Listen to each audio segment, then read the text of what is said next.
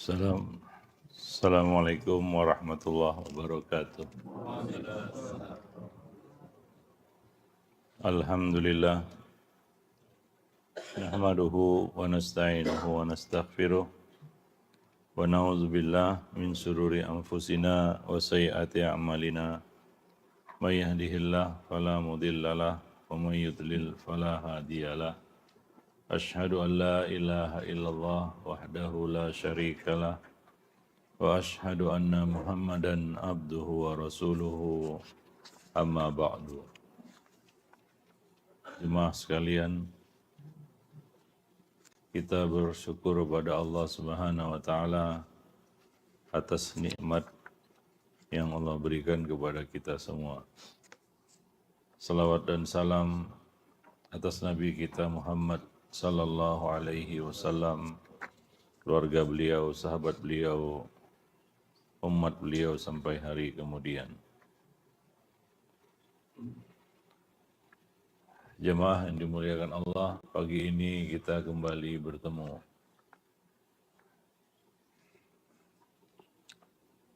Bulan lalu kita ngomong apa? Ini kok kosong ini? Ada jalur sini. Kenapa?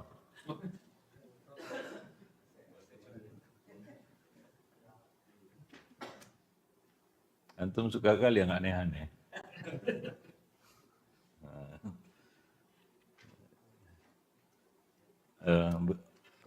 Bulan lalu ngomong apa kita? Hah? Bab 1. Halaman? Oh, baru di situ?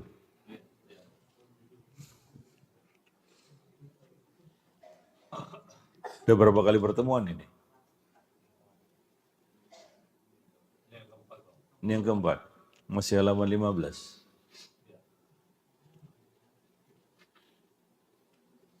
Sampai hadis kedua ya. Begitu. Hadis yang mana ini? Hadis pertama juga belum? Judul. Iya. Judulnya apa? Apa judulnya?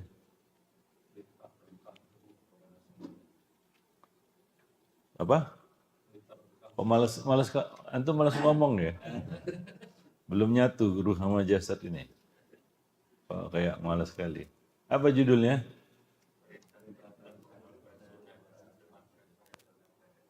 Iya. Iya, kalau nggak bawa buku nggak bisa baca. Bawa buku memang? Enggak. Udah hafal bukunya? Iya. Aduh. Perintah berpegang teguh pada sunnah dan tetap berada dalam jamaah. Al-jamaah istilahnya, ini istilah aja jamaah ya. Maksudnya adalah as-sunnah. Ya. Nah, itulah yang disebut al-jamaah. Dari Ibnu Umar bahwa Umar pernah berkhutbah di Jabiyah. Kemudian dia berkata, Rasulullah satu saat pernah berdiri di hadapan kami kemudian bersabda, Man arada minkum buhbuhatal jannah falyalzamil jama'ah fa inna syaitana ma'al wahid wa huwa minal itsnaini ab'ad.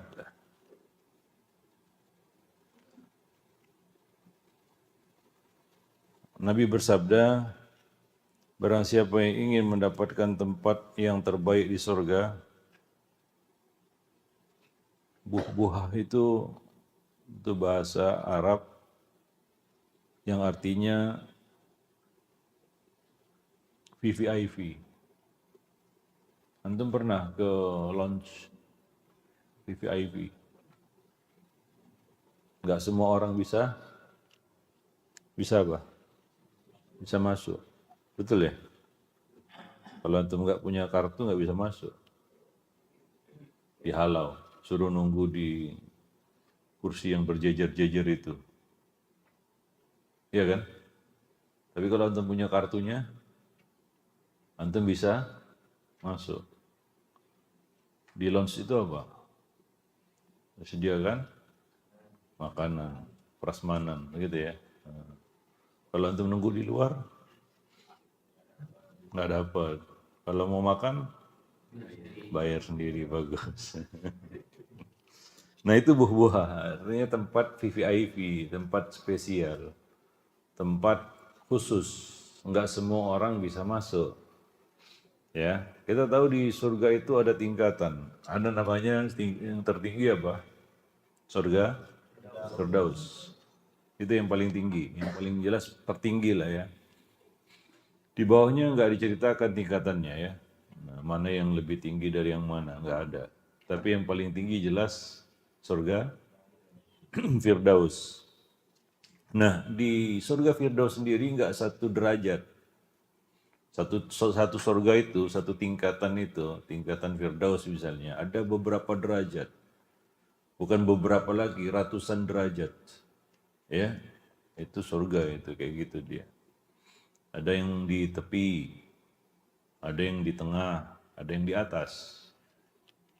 Kalau antum perumahan yang di pinggir-pinggir berarti itu yang apa namanya, yang versi murah kan begitu ya, agak ke tengah sedikit versi agak mahal kan begitu ya. Tempat yang tinggi di bukit misalnya hill gitu ya, nah, itu pasti mahal, kelas villa kan gitu ya. Nah seperti di legenda juga ya kan. Nah, kalau antum di boulevard berarti ya kan, boulevardnya di depan, nah itu beda lagi kan begitu ya, betul nggak? Ya Pak, sama-sama legenda kan begitu. Surga juga sama. Ini kita bayangkan surga aja lah ya. Surga itu juga sama. Ada yang di bawah, ada yang di atas. Yang paling tinggi siapa? Firdaus. Di Firdaus juga tingkatan derajat, ya. Ada yang di pinggir, ada yang sama-sama di Firdaus ini. Jadi belum tentu kita ketemu, kan begitu ya. Nah, antum surganya klaster apa gitu. Iya kan? Nah, kemudian satu klaster pun juga beda. Ada yang di pojok belakang gitu ya. Nah, masuk. Van Gogh ke sini. Paling ujung apa di sini? Di sini tuh, yang sini tuh saya pernah ngisi itu, masuk ke dalam sampai ujung di masjidnya. Van Gogh ya. Nah, beda lah dengan yang di klaster depan ini kan gitu ya, Boulevard, ya kan? Beda ya? Beda. Bangunannya beda. Ya begitu surga, sama. Ya, walaupun kita satu kompleks, sama-sama di Firdaus ini. Ya, satu di bagian tengah, satu di pinggir. Ya kan? Satu lagi mungkin di atas. Nah, yang di atas, taruhlah antum di surga itu Firdaus bagian atas surga. Kan begitu ya? Nah, ada beda-beda lagi. Ada yang tempat yang betul-betul VVIP. Mungkin itu kelasnya para nabi dan rasul lah ya, di situ. Ya, jadi ya begitulah Allah membuat peringkat pada manusia dan surga para jemaah yang karena kebaikan itu juga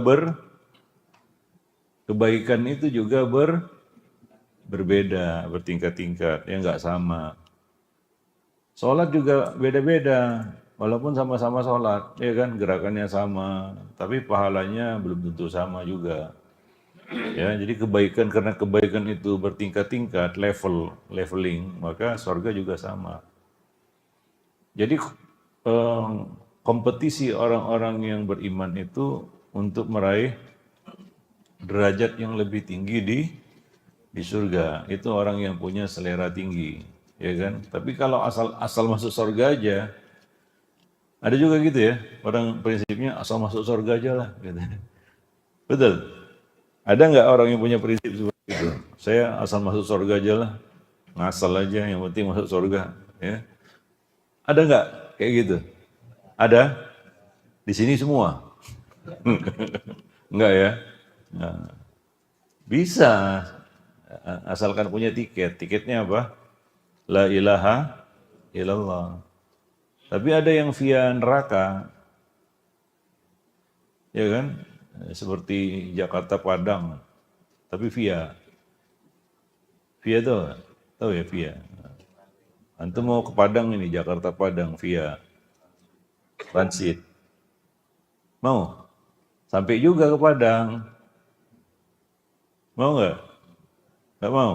Maunya apa? Direct, ya. Jakarta Padang via Jurang, mau nggak? Singgah dulu di Jurang. Nggak mau ya? Maunya langsung ya, direct ya. Antum kalau pergi umroh, tiketnya apa coba? Lompat-lompat. Pasti ada juga yang lompat-lompat kan, transit sana, transit sini, mungkin entah 5 kali transit gitu ya. Transit terakhir Jakarta dulu, balik lagi nggak sampai ke Mekah, nggak sampai ke Jeddah. Ada juga kan? Nah, kalau kayak gitu berarti tiket antum murah, paling tiket promo, ya kan? Nah, sampai juga ke Jeddah gitu ya. Tapi sudah berminyak badan tuh kan gitu ya. Oh, sompet sana sini ya. Belum lagi transit jalan kan jauh kan ya. Yang penting sampai Jeddah lah kan begitu ya. Yang penting umroh. Ada juga yang orang prinsipnya seperti itu. Tapi ada juga yang direct kan begitu ya. Yang direct ini juga macam-macam, Pak. Iya. Walaupun satu pesawat kan direct juga nih, kelas direct ini. Tapi yang satu di ekonomi kan gitu ya. Yang satu lagi di mana? Di bisnis kelas 1. Beda kan? Beda. Nanti kalau naik pesawat kelas apa? Ekonomi. Mungkin sama aja nanti prinsipnya masuk surga. Yang penting masuk surga gitu ya. Yang penting sampai mau kelas ekonomi, mau jejel-jejel, mau ditaruh di mana gitu ya. Itu yang satu pesawat. Tapi ada lagi yang lebih lagi. Direct Pak, tapi naik private jet. Nah, pernah? Itu levelnya pasti udah tinggi kan begitu ya. Nah, begitulah surga, Pak. Jadi kompetisinya kata Allah Subhanahu wa taala wa fi dzalika falyatanafasil mutanafisun. Dan untuk masuk surga itu kita perlu berlomba-lomba. Berlomba-lombanya di mana? Kalau ya yang penting finishnya surga aja lah. Nanti kan kita ketemu di sana. Iya kalau ketemu, kalau beda level gimana? Satu entah di mana, sama-sama surga ini. Surga itu kan luas. Enggak terkira luasnya. Iya kan? Nah, yang paling rendah aja diberi dunia dan seisinya dan 10 kali lipat kan gitu ya. Gimana yang orang yang masuk surga VVIP, Pak. Ya kan? Jadi beda levelnya. Berlomba-lomba untuk apa? Untuk dapat tingkatan yang lebih tinggi. Kan begitu para jemaah yang dimuliakan Allah. Nah, makanya ada kompetisinya masuk surga itu. Ya, ada kompetisinya. Nah, tapi kalau parahnya adalah orang yang sudah memang nggak mau berkompetisi masuk surga. Ya kan, dia udah pasrah aja mau masuk neraka, mau masuk surga terserah katanya ya udah. Kita tahu lah bagaimana kualitas hidupnya kan begitu ya. Nah, demikian. Karena ada kompetisi pasti ada. Di mana ada kompetisi di situ ada, ada apa? Ada. Gak usah cerita menang kalah dulu nih. Di mana ada kompetisi, di situ ada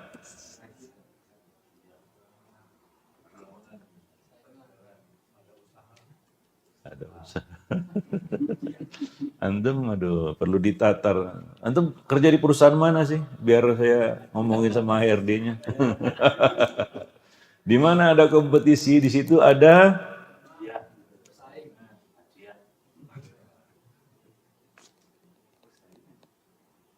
ya kompetisi itu jadi persaingan. Aduh, saya gak yakin antum kerja di perusahaan nih. Karena saya kerja di perusahaan ini ya. Ya betul ya. Perusahaan apa? Antum udah berapa perusahaan antum apa? Antum ikuti. Ya udahlah. Antum masih tidur kayaknya. Gak apa-apa. Di mana ada kompetisi, di situ ada quality. Betul nggak? Iya. Karena kalau nggak ada kompetisi, nggak ada quality. Kualitas akan naik, akan meningkat kalau ada kompetisi. Makanya Allah suruh kita berkompetisi. Ya kan? Untuk masuk surga ini. Bukan kompetisi masuk surga atau masuk neraka, enggak. Sama-sama ingin masuk surga. Kalau tanya semua di sini, saya mau masuk surga enggak? Pasti jawabannya apa? Mau. Bukan jawaban itu yang penting. Ya, kalau mau sih semua mau. Tapi apa semua mau berkompetisi untuk masuk surga? Belum tentu. Para jemaah. Ada yang punya prinsip itu tadi. Yang penting masuk surga. Yang penting masuk surga katanya. Nah, masalahnya kalau prinsipnya seperti itu, sedihnya kalau nggak masuk surga, Pak. Ya, para jemaah yang dimuliakan Allah. Kalau antum berkompetisi masuk surga, ya kan? Oh, nggak dapat Firdaus, cuma dapat di bawahnya. Terima nggak? Hah? Terima nggak? Terima ya? Nah, walaupun bukan Firdaus, mau juga ya? Atau ditolak? Nggak mungkin ya. Nah, tapi kalau nggak ada antum nggak berkompetisi, bahkan ya sudahlah, kalau nggak masuk nggak apa-apa gitu ya. Nah, prinsipnya seperti itu.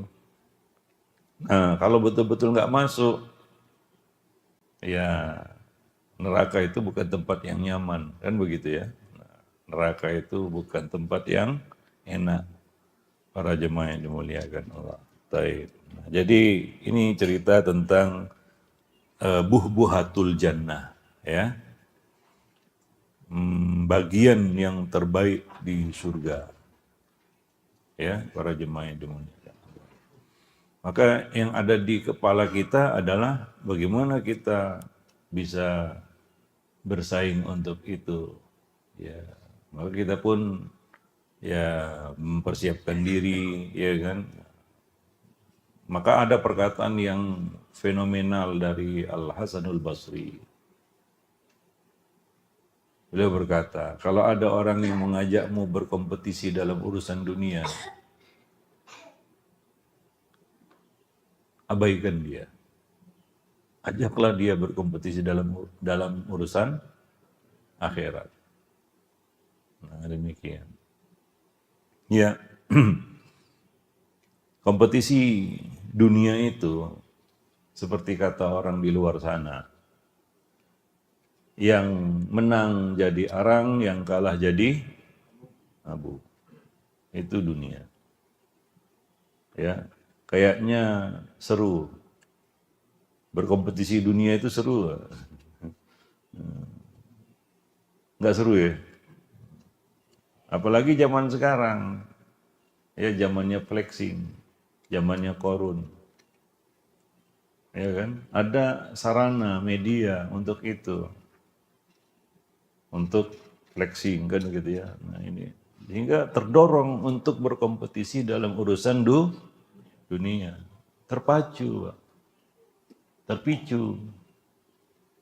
Dunia itu hijau dan manis. Dan salah satu umpan iblis adalah dunia. Nggak terasa mainnya itu, iblis itu, untuk menggoda kita dengan dunia. Kadang-kadang di lisan aja, nggak ada.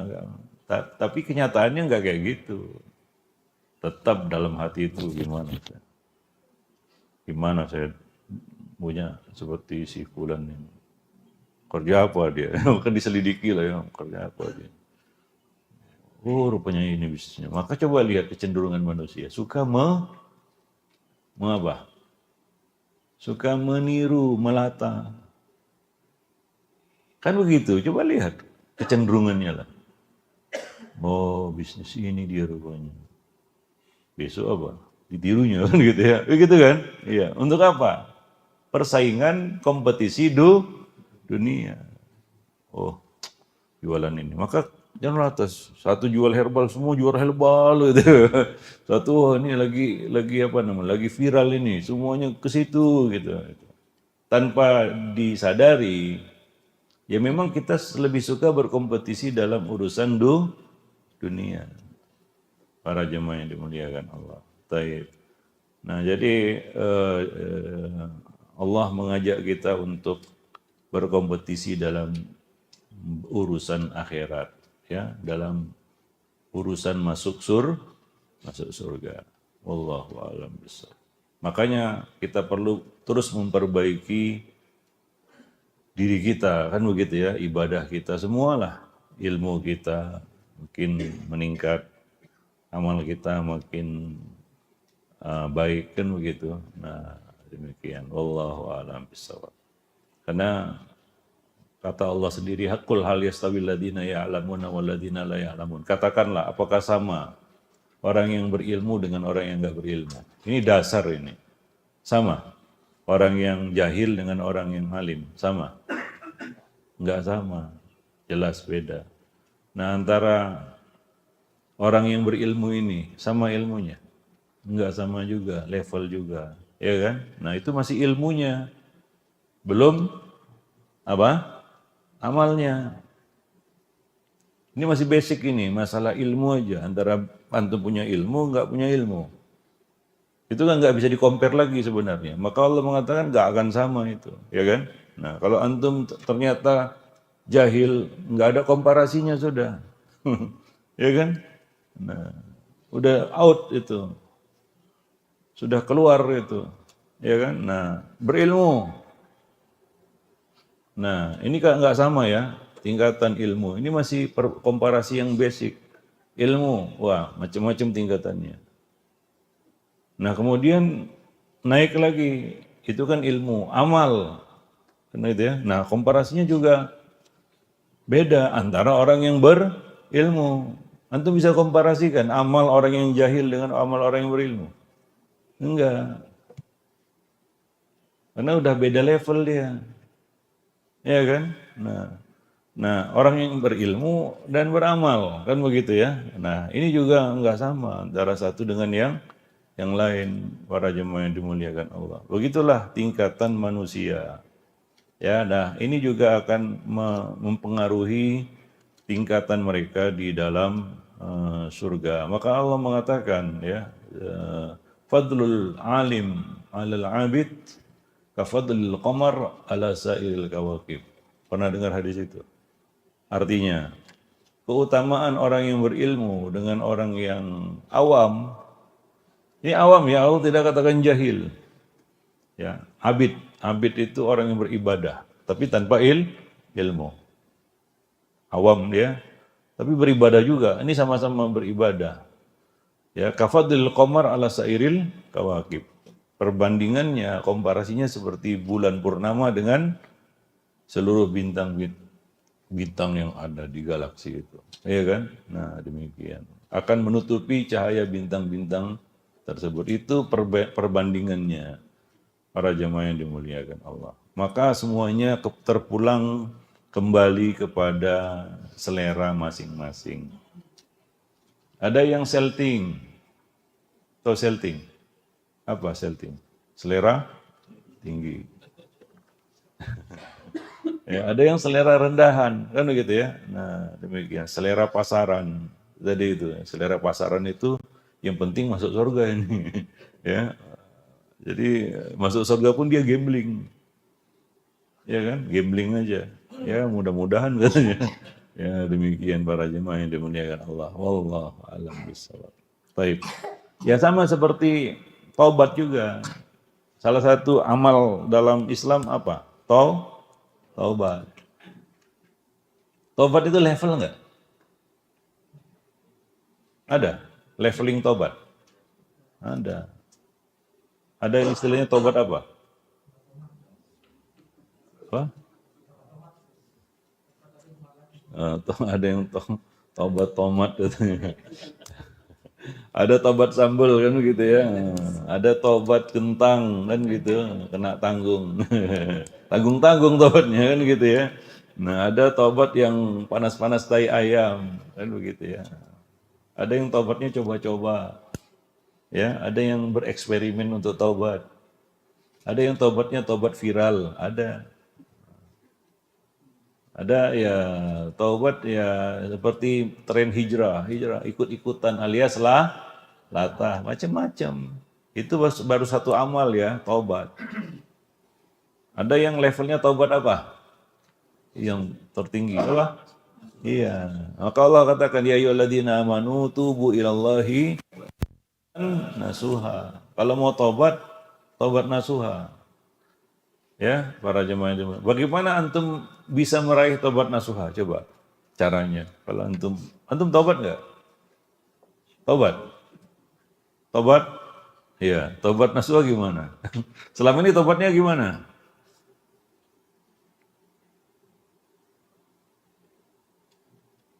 Nggak tahu. Yang penting taubat.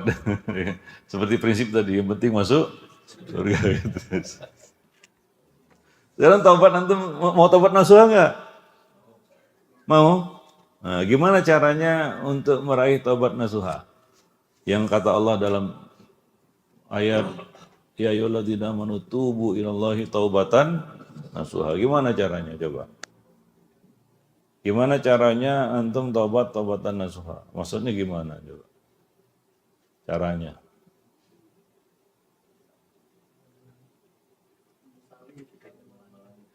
Itu memang syarat taubat itu. Syarat taubat itu memang itu. Kan ada 3 syarat taubat ya kan? Berhenti, berazam, tidak mengulangi kan begitu ya. Kemudian apa lagi? Itu 3 syarat taubat lah. Udah kita nggak bicara syarat taubat nih. Gimana caranya antum bisa mewujudkan, merealisasikan taubat nasuha? Nah, itu. Pernah ngaji taubat nggak? Pernah. Judulnya taubat gitu. Pasti kalau bicara taubat nasuha. Bahkan jadi nama orang lagi nasuha. Ada nama orang namanya nasuha, Pak. Hebat kali namanya itu. Sekarang saya tanya, taubat nasuha itu gimana caranya meraih? Terlepas syarat-syarat taubat tadi ya, nah, itu kan sudah menjadi syarat. Nah sekarang taubat nasuha itu gimana?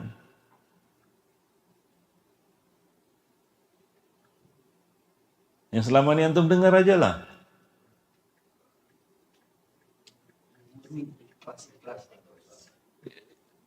Ya apa? Murni itu gimana? Saya nggak tahu. Hah?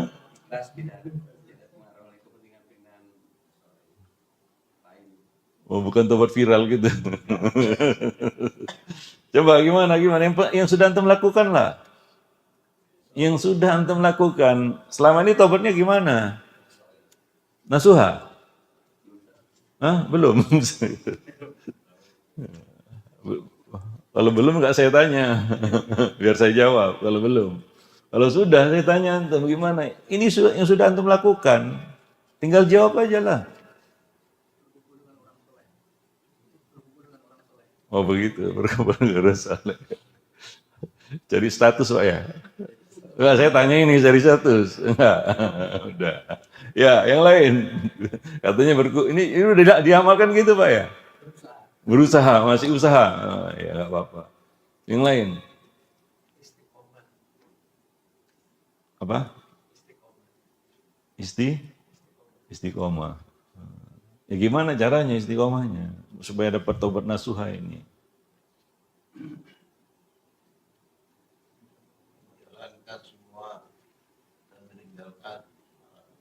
Wah itu komitmen namanya.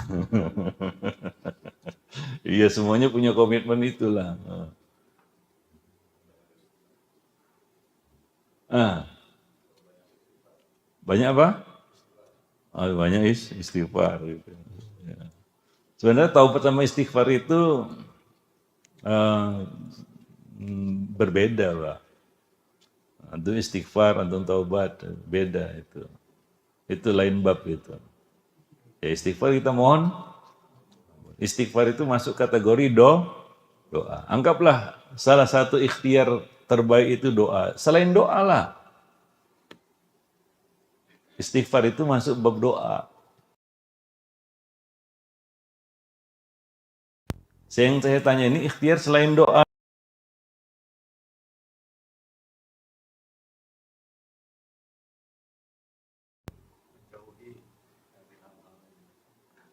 Ya gimana dia? Pokoknya gitu ya. Ayo, nah, bingung kan?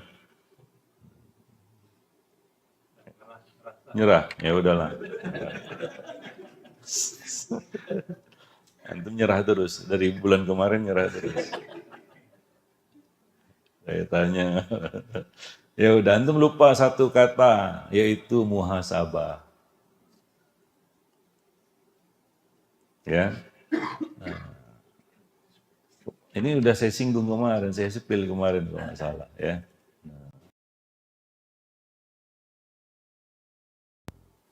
Hidup itu harus hitung, hitung. Kalau nggak ada perhitungan, kan sudah saya kasih contoh kemarin. Seperti apa? Masuk rumah makan Padang, tapi nggak periksa isi dompet. Ujung-ujungnya cuci piring. 1 tahun.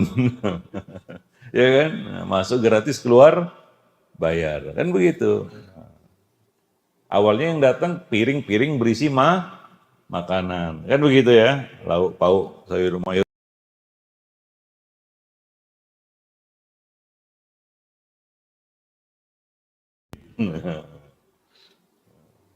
Baru nanti terbelalak lihat jumlahnya. Kan begitu. Nah, ini orang nggak pakai hitung. Maka hidup itu harus perhitungan. Nah, hitung-hitung itu namanya muhasabah. Termasuk menghitung masa lalu, namanya muhasabah itu. Ya, taubat ini kan berkaitan dengan dosa masa lalu, kan begitu ya. Nah, itu perlunya muhasabah supaya kita sadar, tahu, paham, mengerti sekeras apa kita harus bertaubat kepada Allah Subhanahu wa taala. Sekeras apa kita harus bertaubat, sesungguh apa kita harus bertaubat kepada Allah Subhanahu wa taala. Maka taubat itu kalau tidak dibarengi dengan muhasabah, nggak akan sampai nasuha, Pak. Jangan cerita nasuha. Itulah perlunya kita muhasabah, ya. Nah, demikian para jemaah yang dimuliakan Allah. Baik. Makanya kalau para salaf dulu, para sahabat dahulu, mereka tiap malam muhasabah. Seperti perkataan Umar yang fenomenal, hasibu anfusakum qabla an tuhasabu. Hisablah diri kamu, hitung-hitung di sini sebelum kalian dihitung di sana. Kan begitu. Nah, dengan itu kita akan tahu, satu, ya jelas kenapa kita harus bertaubat. Sesungguh apa kita harus bertaubat. Sekeras apa kita harus bertaubat. Karena ada orang yang taubatnya lembek, lunak. Maka taubat yang lembek dan lunak ini dengan mudah dia akan kembali kepada dosa. Bahkan dosa yang sama. Ya kan? Nah, nggak pakai lama. GPL, Pak. Nggak pakai lama. Bahkan setan pun sudah tahu, dibiarin setan aja dia. Hanya kawan nih nggak lama ini. Ya udah tahu, setan udah baca passionnya begitu, Pak. Nggak lama ini kan itu ya. Ya betul, nggak lama balik lagi dia. Ya. Para jemaah yang dimuliakan Allah. Nah demikian.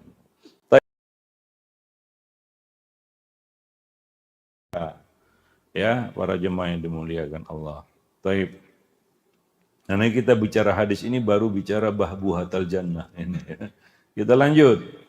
Fal yalzamil jamaah. Barang siapa yang ingin tempat yang VVIP di dalam surga itu, hendaklah dia tetap bersama jamaah. Al jamaah di sini bisa diartikan secara letterlek ya, yaitu kumpulan terbanyak jamaah. Seperti antum sholat di sini namanya sholat apa? Berjamaah. Banyak nggak? Banyak, ya. Penuh. Kalau antum sholat sendiri di rumah, rame? Enggak ya. Antum sama istri mungkin sama anak kan begitu ya, segelintir. Maka di sini disebut sholat berjamaah. Kenapa? Banyak jumlahnya. Ya, yang di rumah cuma 2-3 orang. Nah, bisa kita artikan jamaah di sini secara bahasa, yaitu jumlah orang yang banyak. Sekarang Kalau kita mengikuti kaum muslimin yang terbanyak, siapa yang kita ikuti? Yang terbanyak.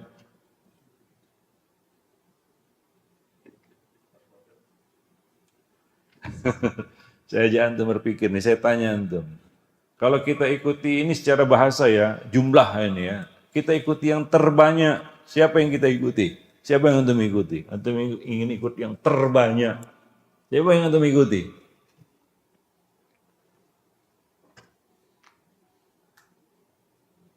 Ini tentang jumlah ini. Terbanyak, ngerti nggak terbanyak? Banyak itu ya. Seperti yang saya contohkan tadi. Antum sholat di sini banyak nggak? Di rumah?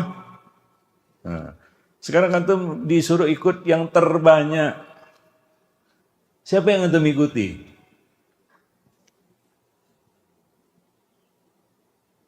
Siapa yang antum ikuti?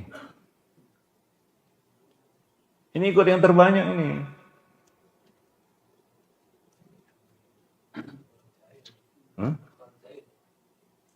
Iya.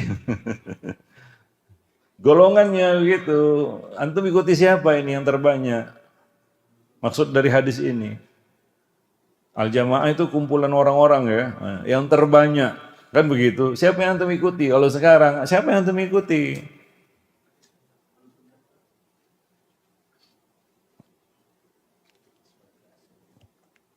Oh, takut kali. Kayak terintimidasi antum jadinya. Ini bicara tentang jumlah, quantity, bukan quality. Quantity, siapa yang terbanyak? Itu yang kata Allah, kata Nabi, antum ikuti itu. Hah? NU. Terbanyak ya. Nah, siapa lagi? Yang terbanyak siapa yang antum ikuti? Hah? Muhammadiyah. Muhammadiyah, yang lain. Siapa lagi? Siapa yang mau antum ikuti? Ini kita kembali kepada pengertian bahasanya aja dulu. Walaupun bisa kita artikan secara kita katakan terminologinya. Tapi itu kan, itu kan katamu katanya, gitu ya. Itu kan katamu jemaah itu maksudnya seperti itu. Kata saya enggak katanya gitu ya. Tapi kita kembalikan kepada makna asal dari kata al-jamaah itu, yaitu jumlah yang terbanyak. Siapa yang antum ikuti? Tadi ada jawaban, beberapa jawaban. Ada lagi? Saya nggak tahu, mungkin di luar sana banyak kan gitu ya. Disebut aja. Hah? Oh gitu? Oh iya Pak. Ya di dunia yang terbanyak. Nggak usah lah, tapi jangan yang di luar Islam lah Pak. Itu kan udah di luar konteks itu. Yang di dalam Islam lah. Jangan di luar masjid. Yang Islam lah. Kita nggak bicara yang nonis, ya nonis nggak usah dibicarakan lah. Yang dalam yang Islam aja lah. Tadi siapa itu? Gak ada organisasi. Sebutkan identitasnya. Sebutkan aja identitasnya. Hah? Apa? Apa? Tabligh. Hah? Kok ngomongnya tuh kayak ketakutan gitu. Saya nggak nuduh antum itu. Saya tanya, kalau diikuti jumlah yang terbanyak, siapa yang antum ikuti sekarang? Jumlah yang terbanyak. Hah? Sunni apa? Iya, maksudnya siapa? Jemaah tabligh. Yang itu yang terbanyak. Oh, di Indonesia. Terbanyak itu Pak? Enggak yakin juga? NU yang paling banyak. Islam KTP. Ya udah. Kalau kita kembali kepada secara bahasa ini ya, secara etimologinya, jamaah itu kan jumlah yang banyak. Antum tahu siapa yang terbanyak?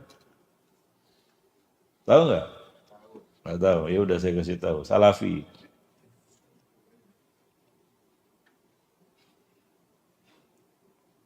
Ini untuk membedakan, kalau istilah Ahlus Sunnah wal Jamaah kan banyak ya. Semua orang ngaku kan gitu ya. Nah, Kelompok-kelompok yang antum sebut itu semua ngakunya semuanya apa? Aswaja kan begitu ya. Nah, memangnya Muhammadiyah nggak ngaku aswaja. Jemaah tabligh aja ngaku aswaja, Pak. Betul kan? Iya. Nah, jumlah yang terbanyak itu salafi. Mungkin antum komplain, oh berapa gelintir orang gitu ya. Iya kan? Nah, yang ngaji di majelis taklim salafi aja belum tentu semua salafi kan gitu. Nah, taib. Jadi tinjauannya bukan parsial, Pak. Ya, tapi tinjauannya adalah secara total. Kalau diikuti dari awal Islam ini muncul sampai hari ini, golongan terbanyak itu adalah salafi. Karena dia ada tiap dekade, tiap generasi. Kalau antum sebut NU, NU memang berdirinya kapan? 200 tahun yang lalu. Taruhlah Islam ini sudah ada 1500 tahun yang lalu. Betul nggak? Sebelum itu kan nggak ada ide itu. Ada? Nggak ada. Maka yang paling banyak itu salafi. Kalau di total. Makanya Ibnul Qayyim pernah mengatakan jangan kamu merasa sendiri ketika mengikuti menapaki Shirathul Mustaqim. Kenapa? Karena Allah mengatakan dalam Al-Quran, Shirathul ladina an'amta alaihim. Ini menunjukkan mereka itu yang terbanyak. Walaupun yang paling sedikit di setiap generasi. Paling sedikit di setiap dekade. Tapi kalau di total paling banyak, Pak. Karena ini akan ada terus sampai hari kiamat. Apa yang antum sebut tadi nggak ada jaminan akan ada sampai hari kiamat. Betul nggak? Ada jaminan. Kelompok-kelompok yang antum sebut tadi itu, yang antum klaim banyak, ada jaminan. Akan ada sampai hari kiamat. Kita nggak tahu hari kiamat sampai kapan ya. Ada jaminan? Nggak ada. Mana ada jaminan mereka akan ada sampai hari kiamat. Tapi salafi dijamin, Pak. Apa? Dijamin. Ada hadisnya jaminannya. Jaminannya hadis. Yaitu apa? La tazalu ta'ifatun min mati dhahirina al-haq.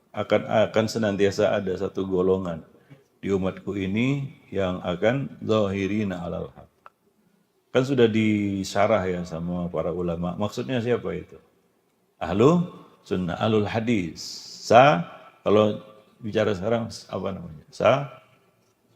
Salafi kan begitu. Jadi yang terbanyak itu ini secara bahasa masih ya. Nah, ada 1500 tahun yang lalu dan akan terus ada sampai hari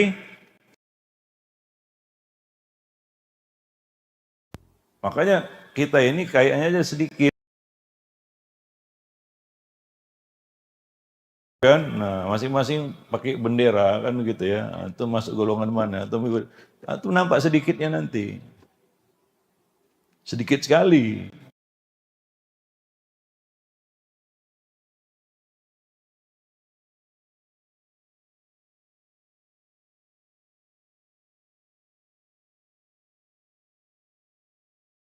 Kalau antum disuruh ikut yang banyak hari ini, siapa yang harus antum ikuti? Iya. Kenapa? Mereka yang terbanyak. Kalau di total, Pak ya, nanti akan ketahuan kalau nanti hari kiamat kan gitu ya, masing-masing orang kan pakai benderanya kan gitu ya. Nah, akan terpancang bendera di atas kepala tiap-tiap orang. Dia ini dulu ikut siapa? Apa alirannya? Kan begitu ya. Nah, antum bawa bendera NU. Ya antum lihatlah nanti siapa aja yang sama antum di situ. Tapi kalau antum bawa bendera Salafi kan gitu ya, itu bendera yang akan dibawa oleh orang-orang yang hidup 1500 tahun yang lalu, sekarang sampai hari kiamat. Jadi sekarang kalau antum disuruh ikut yang paling banyak, antum ikut siapa? Saya tak paham di benak antum ini golongan yang terbanyak hari ini kan gitu ya. Maka antum sebutlah itu kan gitu ya. Padahal mereka itu sangat minor.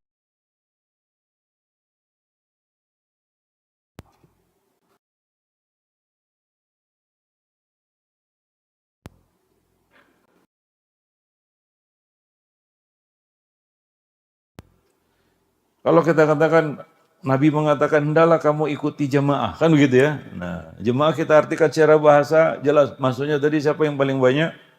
Salafi. Jadi ikutlah salafi, kan gitu ya. Hendaklah kamu yalzam mengikuti salafi, begitu. Kita secara vulgar aja lah terjemahkannya supaya nggak berbelit-belit kan gitu ya. Ikutilah ahlus sunnah wal jamaah. Itu nggak ngerti ya. Ahlus sunnah semua orang ngaku, tapi nggak semua orang ngaku salafi, kan gitu ya. Ada yang takut dicap Wahabi, karena Salafi didentikan dengan Wahabi kan gitu ya kan. Nah, ikutilah Salafi. Begitulah dia maksud hadis Nabi ini. Karena mereka yang terbanyak. Wallahu a'lam. Nah, kalau kita artikan jamaah di sini secara arti terminologi, maka dalam banyak kita katakan penjelasan dari para ulama, yang dimaksud dengan al-jamaah ini adalah al-haq. Seperti kata Ibnu Mas'ud radhiyallahu anhu, al-jama'atu ma wafaqal haq wa in kunta wahdak. Jamaah itu adalah yang sesuai dengan kebenaran walaupun engkau seorang diri. Maka jamaah di sini maksudnya wahyu. Hendaklah kamu mengikuti jamaah, yaitu hendaklah kamu mengikuti tuntunan pedoman wahyu. Apa itu wahyu? Apa itu wahyu?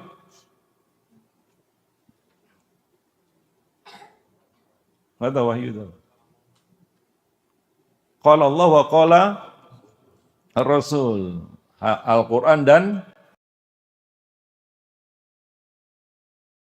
semua orang, Ustaz.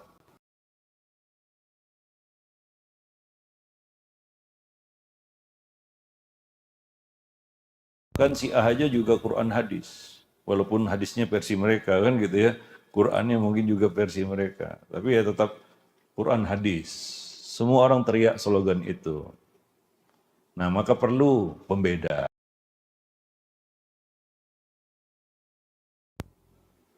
Apa? Apa pembedanya?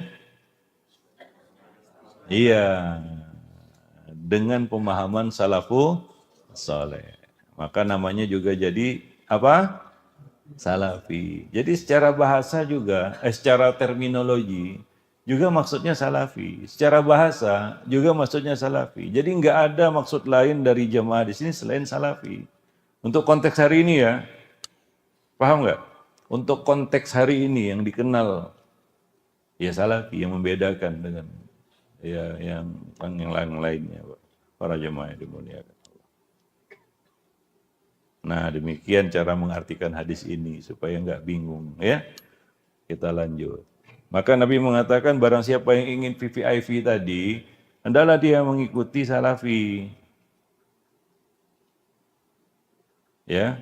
Bersama jamaah ini maksudnya kan kalau diartikan di sini antum baca ini aja, antum bingung nanti kan begitu ya. Tadi aja bingung jamaah, taruhlah secara bahasa aja. Antum juga bingung. Ya kan? Nah, apalagi secara terminologi apa itu jamaah? Taib. Nah, jadi maka kita artikan tadi as-sunnah. Jamaah itu adalah sunnah. Sunnah itu dalam terminologi ilmu usuluddin ya, maksudnya adalah sesuatu yang selain bid'ah. Itulah sunnah. Apa itu selain bid'ah? Yang berkomitmen kepada Quran sunnah dengan pemahaman yang lurus. Siapa yang paling lurus? Sahabat, salaf. Salaf di sini sahabat. Demikian para jemaah yang dimuliakan Allah. Wallahu a'lam. Baik. Fa inna syaitana ma'al wahid, karena setan itu bersama satu orang. Maksudnya tunggal, main tunggal. Maka orang yang main tunggal itu biasanya suka nyeleneh, aneh. Ya kan? Yang suka tampil beda, lain dari yang lain.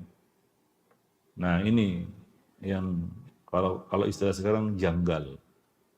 Ya. Nah, itu satu orang. Setan suka dengan orang yang menyempal. ya, agak lain istilahnya, ya, main tunggal, ya, kayaknya dia nggak perlu orang lain, maham sendiri, ngamal sendiri juga, gitu ya. Jadi nggak ada akarnya. Ini ibarat satu mata rantai yang hilang dari rangkaiannya. Paham? Ya, ada harganya? Ya ada. Rantai itu ada harganya kalau dia bersambung satu dengan yang lain. Kalau terpisah, enggak ada harganya, Pak. Para jemaah yang dimuliakan Allah. Ya, nah itu contoh orang yang menyempal, ya, memisahkan diri dari al-jamaah. Dia ikut paham dia sendiri, ya, atau paham kelompoknya. Oh saya memahami Islam kayak gini nih, ini gaya saya ini, atau gaya kelompok saya yang kecil itu, yang minor itu. Nggak dikenal dia, nggak, dalam sejarah Islam juga nggak dikenal. Bahkan mungkin dikenalnya buruk gitu ya. Seperti ahli bid'ah, coba sekarang mana ada orang yang ikut mereka. Hilang kan begitu ya. Nah berganti dengan kelompok yang lain. Itulah bid'ah. Ya, datang silih berganti dengan berbagai macam warna. Ya. Wa huwa minal isnaini ab'ad, dan setan akan lebih jauh dari dua orang. Ini bahayanya menyendiri ini, menyempal, ya. Karena setan akan merapat kepadanya. Karena kontrol sosialnya jadi lemah. Ya, sebagai contoh aja. Kalau kita sendirian dengan di tengah keramaian gini, kira-kira antum merasakan lebih aman mana? Ini cerita amannya ya. Sekarang kita di sini kumpul banyak orang atau ketika kita sendiri? Kumpul ya. Iya. Kenapa? Karena semacam ada kontrol sosialnya. Ah, malulah ada malu. Kan begitu ya. Ah, segenlah ada segen. Ah, masa kalah sama dia? Nggak mau kalah. Kan begitu ya. Ada kayak gitu. Tapi kalau sendirian, lembek jadinya. Mana ada malu sendiri, mana ada segan sendiri, mana ada kompetisi sendiri, kan gitu ya. Ada para jemaah yang dimuliakan Allah. Jadi sangat lemah. Nah ketika kondisinya seperti ini, kita nggak sendiri. Setan tidak pernah melepaskan buruannya, langsung ditempel tuh. Ya nggak sendiri aja kita ditempel kan gitu ya. Nah, tapi agak susah dia, walaupun dibisiki setan kan gitu di sini, ya kan? Tidur. Ah, sampai nggak tidur, malu lah gitu ya. Ada ustadz lagi di depan, masa mau tidur gitu ya. Tapi kalau coba sendiri antum di sini, nggak ada orang, saya nggak yakin saya antum melek. Sendiri antum di sini nggak usah di rumah. Cerita di rumah, wah lebih ganas lagi. Di sini sendiri, nggak yakin antum melek. Jangan tidur gitu ya. Para jemaah yang dimuliakan Allah. Nah, kalaulah sudah apa kita katakan, orang itu sudah kapalan artinya sendiri maupun ramai sudah nggak pengaruh lagi. Ini orang yang memang sudah mati.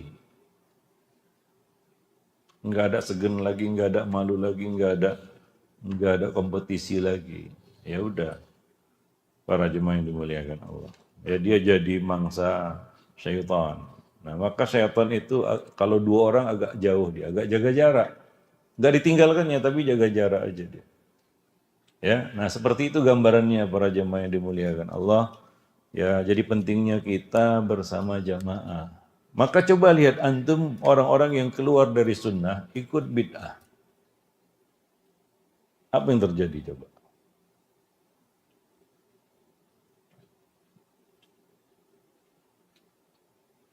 Apa yang terjadi?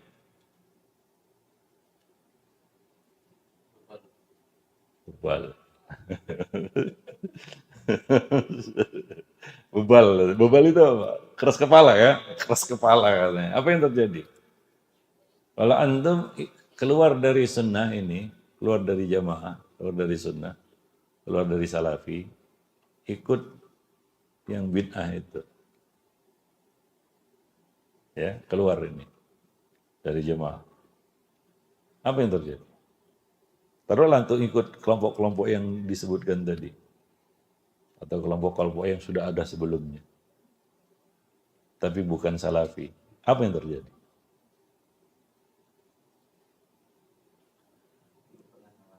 Belum pernah ngalamin.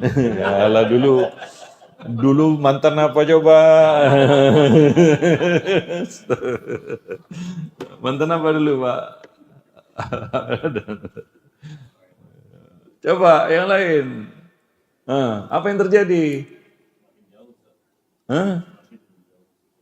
Iya, makin banyak aja bid'ah, keanehan yang terjadi. Begitulah orang masuk kelompok bid'ah itu. Makin lama makin nemen, Pak. Makin parah. Betul nggak? Iya. Karena setan pun makin mudah mendorongnya kepada bid'ah itu. Coba lihat kelompok bid'ah itu. Awalnya mungkin nggak separah sekarang. Betul nggak? Makin lama kenapa makin parah? Ya begitu. Ketika orang itu keluar dari jamaah, ya, maka dia seperti ya dimangsa setan. Ya, terpisah misalnya dari salafi, buat kelompok sendiri. Ya kan? Nah, gitulah dia sifat dari kelompok bid'ah.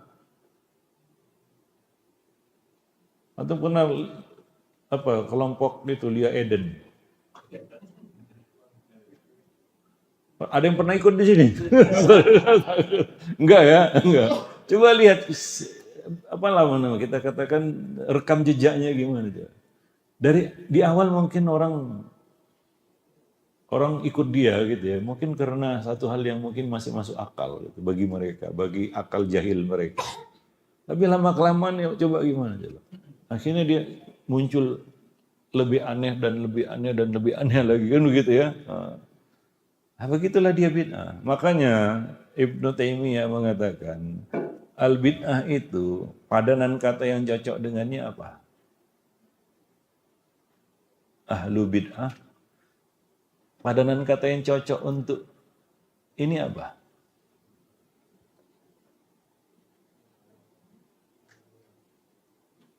Tahu nggak? Nggak tahu. Kalau ahlu sunnah, padanan kata yang cocok apa?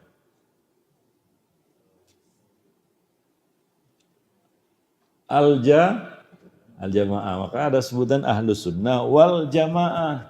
Gitu. Kalau ahli bid'ah, padanan kata yang cocok dengannya adalah furqah. Maka dikatakan ahlul bid'ati wal furqah. Kenapa? Karena bid'ah itu identik dengan pecah belah.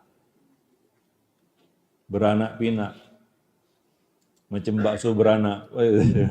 Dibuka, mau ada lagi dalamnya. Wah, begitulah dia. Itulah bid'ah, Pak. Masuk ke dalamnya akan nampak pintu-pintu kecil yang lainnya. Macam-macam bercabang-cabang kan begitu ya.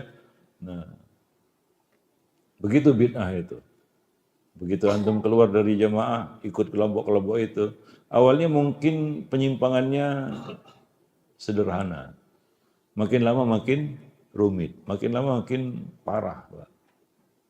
Begitulah dia bid'ah itu. Coba lihat orang-orang yang menyimpang itu. Makin lama makin aneh, makin banyak aja aneh-anehnya, makin banyak, makin jauh aja penyimpangannya. Dan makin susah untuk kembali kepada sunnah. Wallahu alam bissawab. Ya, itu maksudnya asyaitanu ma'al wahid wa minal isnaini ab'ad. Ya. Nah, demikian para jemaah yang dimuliakan Allah. Ya. Makanya yang dikatakan ya ayyuhalladzina amanu ittaqullaha haqqa tuqatih. Pernah dengar ayat itu? Haqqa tuqatih.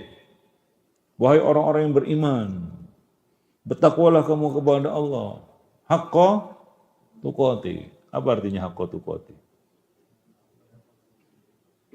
Apa artinya haqqa tuqati? Kalau di terjemahan itu apa artinya? Sebenar-benarnya, seperti yang diterjemahkan oleh para khatib di atas mimbar kan, baca karena itu dihatikan olehnya. Apa katanya? Wahai orang-orang yang beriman, bertakwalah kamu kepada Allah dengan apa? Sebenar-benarnya takwa kan begitu ya. Nah, sekarang coba jelasin apa itu artinya sebenar-benar takwa. Takwa beneran gitu. Pokoknya takwa gitu. Takwa gitu pakai kol-kolah gitu ya. Atau gimana? Apa maksudnya sebenar-benar takwa?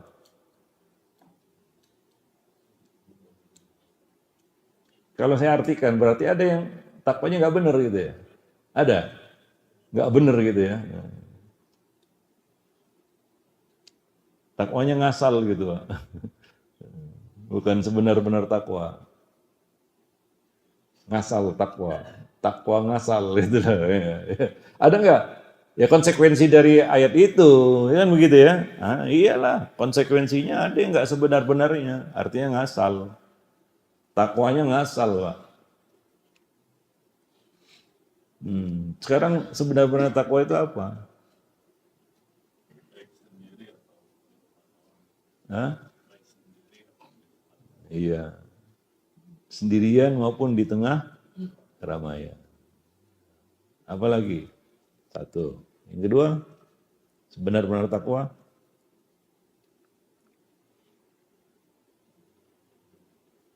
Benar takwanya ini. Nah, kalau takwanya itu benar apa? Nggak ada bedanya sendirian maupun di tengah keramaian. Ittaqillah haitsuma kunta, kan gitu ya. Nah, bertakwalah kamu kepada Allah dimanapun kamu berada. Di tengah keramaian kah, sendirian kah. Yang kedua, mana haqqa tuqatih? Bertakwa kepada Allah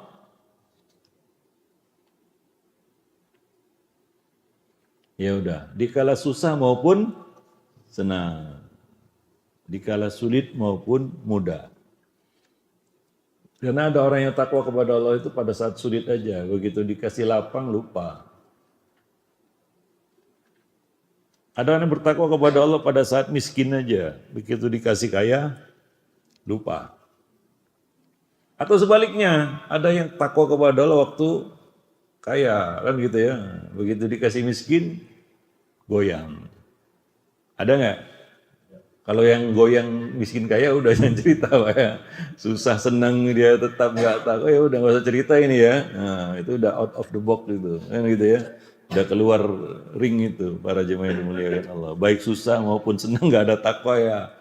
Biasanya salah satu kan begitu ya. Nah, itu belum haqqatu kote.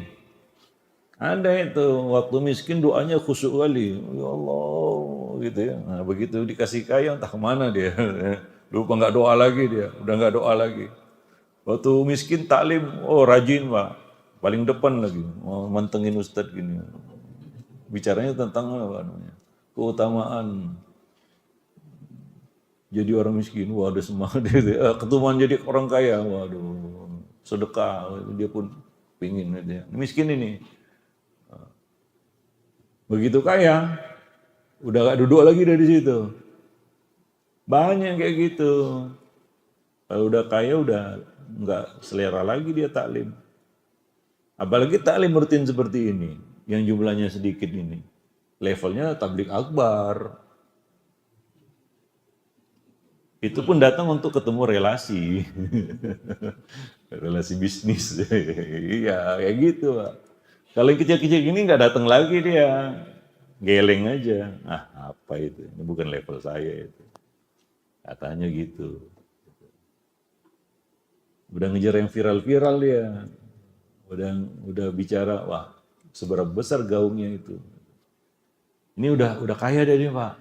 Ya. Maka yang taklim itu bukan orangnya, tapi duitnya. Duitnya aja yang datang itu Pak. Orangnya nggak datang lagi. Nah, jadi memang nggak semua orang bisa takwa dalam semua kondisi Pak. Sebagaimana nggak semua orang bisa takwa dalam semua tempat, ya kan? Nah, yang ketiga, haqqatu qatih ini. Tadi yang pertama, dimanapun kamu berada, baik sendirian maupun di tengah keramaian, oke. Yang kedua, saat lapang maupun susah, sempit maupun lapang, ya takwalah gimana pun kondisinya, baik sempit maupun lapang, kan begitu ya. Nah, yang ketiga apa?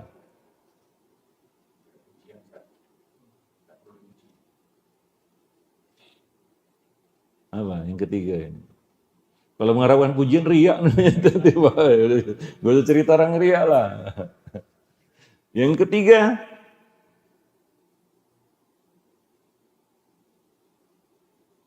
haqqatu qatih, haqqatu qatih. Sebenar-benarnya gitu ya. Gimana caranya? Yang ketiga. Ya udah. Antum nggak selera jawab kayaknya. Yaitu tanpa pamrih. Nggak ada udang di balik batu. Ada orang yang takwa kalau ada untungnya. Dia bicara untung rugi. Kalau saya takwa untungnya gimana? Wah ini kayaknya untungnya saya ini melepaskan baju takwa dulu ini. Baru kayaknya untung. Nah, jadi dia takwa pun bicara untung rugi, Pak. Ya, nah, dikalkulasikannya untung rugi dunianya. Nah, kalau seperti ini belum haqqah tuqati. Kalau seperti itu prinsipnya, dengan mudah dia akan melepaskan baju takwa namanya, libasut takwa. Ya, nah demikian. Wallahu a'lam bishawab. Taib. Ya, begitulah hadis pertama ini Nabi berpesan kepada kita agar satu, jadilah orang yang kompetitif. Karena Nabi mengatakan barang siapa. Artinya enggak semua orang. Ya. Man itu kan diartikan dalam bahasa kita barang siapa. Siapa? Enggak semua orang. Jadilah orang yang kompetitif. Ya, arodat, punya keinginan, punya cita-cita, ya, punya goals, tujuan. Tujuannya apa? Bahbuhatal jannah. Bagian yang paling spesial di dalam surga. VVIP-nya. Ya di dunia aja, manusia kan dibedakan ya kelasnya ya. Antum kalau lihat orang yang kelas-kelas atas seperti itu gimana? Jealous enggak? Kepengen nggak? Kepengen, antum bilang aja kepengen. Antum antri orang masuk jalur apa namanya? Jalur cepat kan gitu ya. Dalam hati gimana? Enak kali kawan gitu ya. Kepengen juga kalau bisa kan gitu ya. Kalau bisa kan begitu. Betul nggak? Iya wajar. Emang kayak gitulah dia. Kepengen kan gitu ya. Oh kepengen masuk lunch itu, tapi nggak punya kartu gimana? Udahlah ngeliatin aja kan orang keluar masuk makan itu kan ya. Sementara kita duduk di luar kan bersama orang-orang gitu, ada yang batuk kanan, batuk kiri kan gitu ya, ada yang macem-macem, wah nggak nyaman kan begitu ya. Pengen antum kan? Pengen. Terasa spesial gitu ya, betul nggak? Ya. Kalau sekali waktu antum dapat VVIP misalnya, antum gimana? Merasa apa? Bangga kan gitu ya, spesial. Wah saya ini spesial ini, orang lain nggak bisa masuk, saya bisa masuk ini kan gitu ya. Nah, itu di dunia lah. Di dunia aja kita ada rasa apa? Bangga, ya kan? Merasa beruntung, ya merasa lebih daripada yang lain yang nggak bisa masuk VVIP. Antum di jalan raya aja lah. Pernah di jalan raya? Kemarin di Selipi, macet. Antum dapat macet begitu, stuck nggak bisa jalan. Tiba-tiba ada terot, gitu ya, minggir semua orang kan gitu ya. Minggir semua, antum pun minggirin gitu ya, dipepet-pepet terus minggir lah kan gitu ya. Gitu ya bunyinya. Antum pun minggirin gitu ya, lewat lah itu kan, gitu ya. Kau gimana? Pengen ya, seandainya aku yang ada di mobil itu kan gitu ya, enak kali kayaknya, anti macet dah ya. Lewat aja gitu ya, enak ya, enak. Itu di dunia kita merasa, saya kurang spesial. Kenapa? Saya harus macet-macetan ini, stres lagi kan gitu ya. Jam-jaman, Pak. Pernah nggak kayak gitu? Pernah nggak? Sering ya. Sementara yang tetot-tetot tiba-tiba sudah gitu kan gitu ya. Waduh, platnya Pak. Beda kan gitu ya. Awak pun nggak merasa spesial. Aduh, inilah jadi rakyat jelata ini kan gitu ya. Harus macet-macetan dulu 2 jam harus sampai rumah kan gitu ya. Kalau pakai tetot-tetotnya lancar aja Pak. Masuk tol pun dihalau semuanya kan gitu ya. Oh, enak kali kayaknya duduk di mobil itu kan begitu. Itu di dunia kita aja merasa spesial dengan itu kan begitu ya. Nah, apalah artinya itu? Begitu nggak jabat kan dia macet lagi dia sama orang-orang yang macet kan gitu ya. Begitu nggak jabat, iya kalau nggak masuk penjara Pak, syukur. Betul nggak? Orang yang spesial itu yang pakai tetot-tetot itu kan gitu ya. Begitu nggak jabat pakai tetot lagi dia, nggak bisa. Ikut macet juga lah kan gitu. Jangan-jangan naik busway dia, gitu ya. Nggak lagi tetot-tetot dia, ya. Nah, iya, itu syukur kalau nggak masuk penjara. Itu di dunia, Pak, di dunia. Bagaimana nanti di akhirat? Kalau antum dapat VVIP, jalur tetot-tetot tadi, disirot, macam kilat kan gitu ya. Orang lain ngesot kan gitu ya. Macet tadi, itu.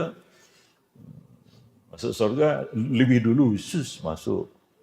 Yang lainnya masih ngantri. Siapa yang ngantri? Orang? Siapa yang ngantri?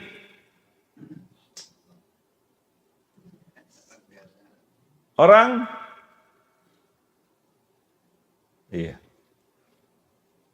Antum takut jawabnya atau nggak tahu? Saya nggak tahu ini. Siapa yang ngantri? Orang kaya. Oh gitu. Iya, betul. Bedanya setengah hari, Pak. Setengah hari itu 500 tahun. Jalur VVIP jadi orang miskin, Pak. Iya. Kalau mau jalur VVIP nanti di pintu surga, ini udah sampai pintu surga ini, kan begitu ya. Nah, kalau mau jalur VVIP, cepat sampai pulang ke rumah, tetot tadi, yang lainnya minggir, antum jadi orang miskin.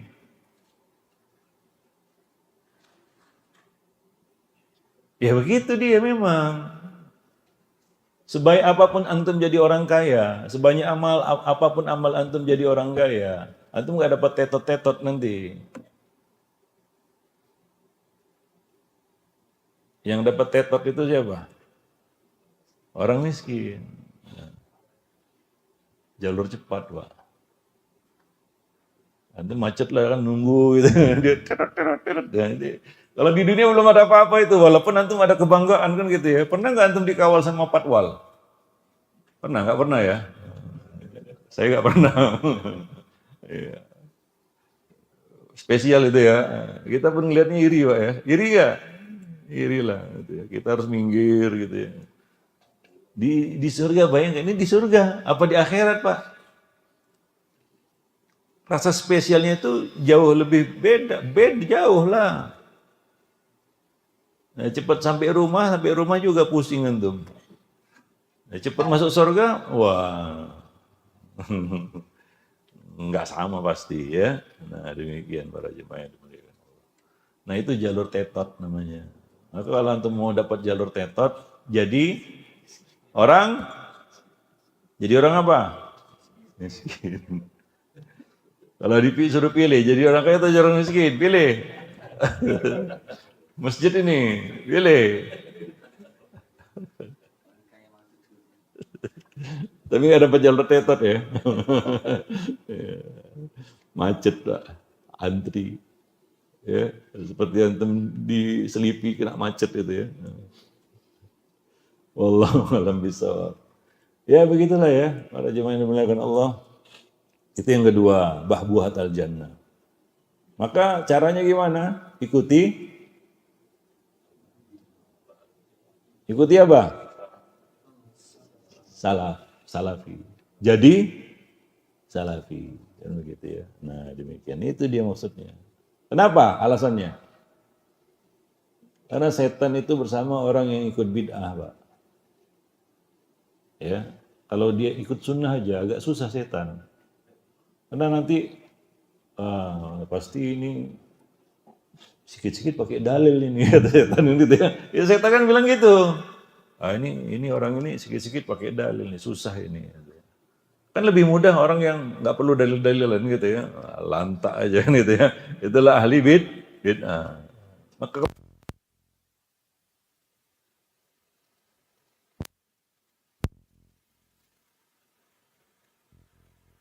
katanya kan, itu kan kata-kata setan itu.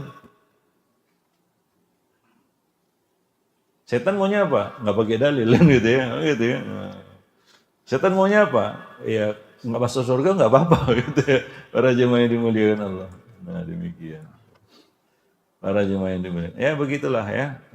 Setan ma'al wahid wa minal isnaini abad. Semakin antum ikut jemaah maka semakin jauh setan itu. Nggak mudah untuk memperdayanya. Walaupun ada yang terpedaya ya. Nah, tapi agak susah. Tapi kalau antum ikut bid'ah, seperti tadi itu ya, makin lama makin apa? Makin aneh, Pak. Ya, kalau nggak dapat hidayah ya. Dari Allah Subhanahu wa taala. Kalau urusan hidayah itu kan urusan Allah, kita nggak tahu ya. Ya demikian saja. Baru satu hadis, nanti hadis yang berikutnya. Karena hadis yang kedua lumayan panjang. 3 bulan juga untuk menyelesaikan hadis yang kedua ini. Ya bisa aja saya baca cepat gitu. Nanti antum nggak dapat faedahnya seperti hadis ini. Paham? Ya. Kalau dibaca ya cepat aja Pak. Terjemahannya itu kan tinggal baca aja. Lanjut kan gitu ya. Tapi dengan perincian tadi mudah-mudahan antum semakin paham. Ya. Nah demikian saja. Kalau ada yang bertanya silahkan.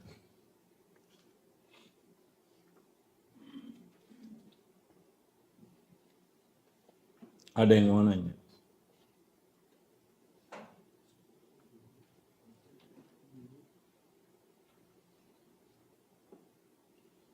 Nanya yang lain juga apa? Nanya. Kemarin kita bahas apa kemarin? Ya? Bulan lalu, lupa saya.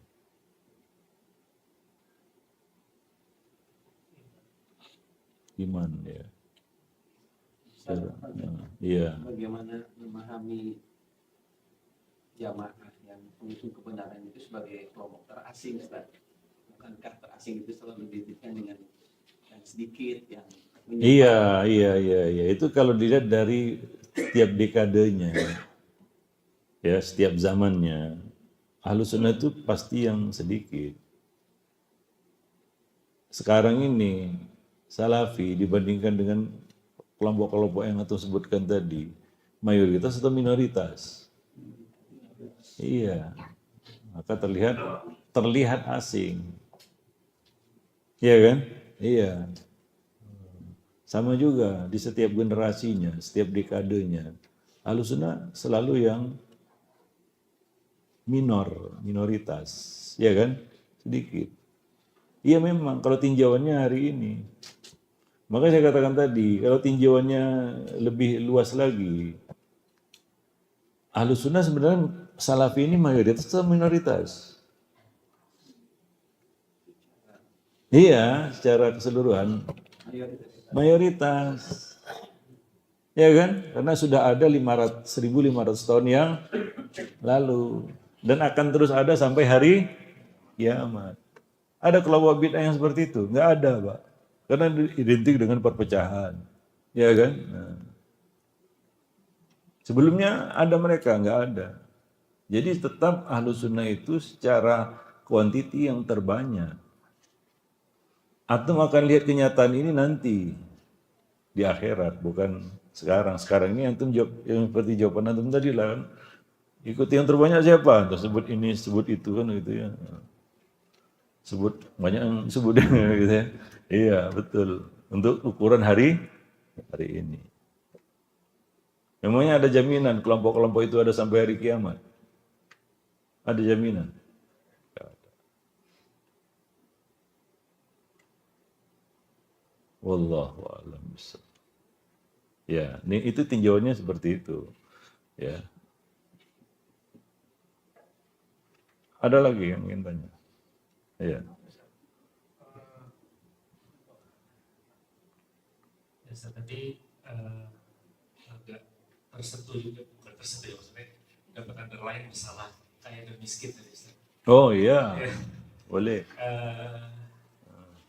jika kita dihadapkan dalam suatu kondisi bahwa kita ada pilihan untuk menjadi lebih menjadi kaya, Nah, tetapi dalam satu sisi ya. tadi tetot-tetot itu juga cukup menjadi cambuk bagi kita gitu Ustaz. Iya. Nah, padahal untuk menjadi kaya itu dengan tujuan, ya insya Allah tujuannya adalah untuk meningkatkan amal kita lebih ke arah yang lebih baik. Contoh misalnya kita lebih bersedekah dengan jumlah yang lebih banyak, atau kita akan dikarenakan kaya tadi kita lebih mudah untuk bisa ya melakukan kajian kesana kemari gitu karena kita mendapatkan privilege yang kaya tadi. Iya. Nah, bagaimana cara kita meluruskan niat ini Ustaz supaya ya kita tidak salah dalam mengambil. Iya, paham saya. Itu mungkin ada di kepala yang lainnya juga. Mungkin ya. Nah, saya akan ajukan kepada antum beberapa pilihan ini. Yang pertama, ya, saya mau jawab ini kenyataan dengan kenyataan atau dengan gambaran.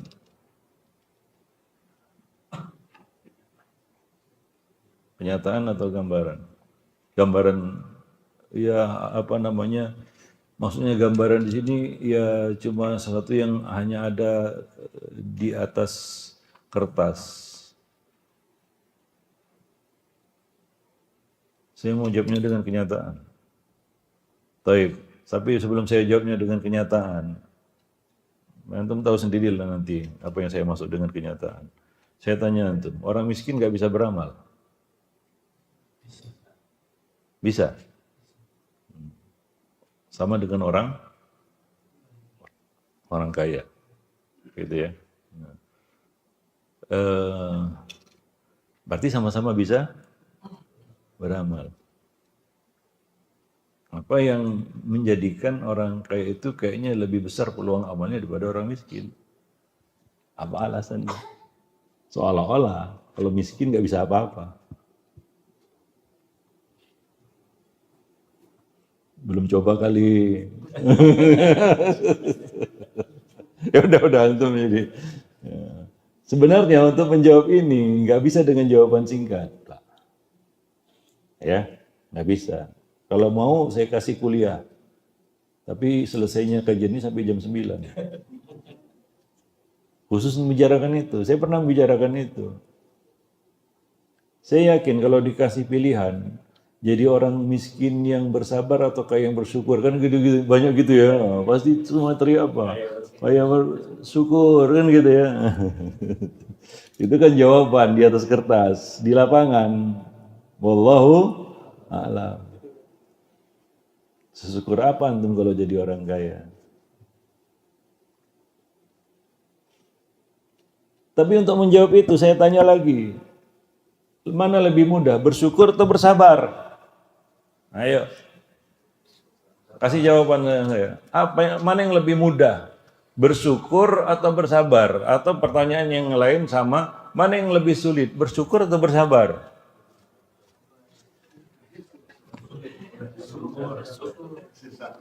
Bersyukur itu lebih susah atau lebih mudah daripada bersabar? Coba pikirkan baik-baik dulu. Jangan asbun. Mana yang lebih mudah, bersyukur atau bersabar? Udah terpecah dua ini ya. Udah mulai bingung-bingung kan tuh kan. Nah, baru awal itu mukadimah udah bingung kan tuh. Kalau kaya lebih mudah bersyukur. Ya udah bilang aja lebih mudah bersyukur gitu. Gak susah kali. Ya. Lebih mudah, menurut Anda lebih mudah bersyukur? Lebih mudah bersabar. Jadi antum pilih yang susah.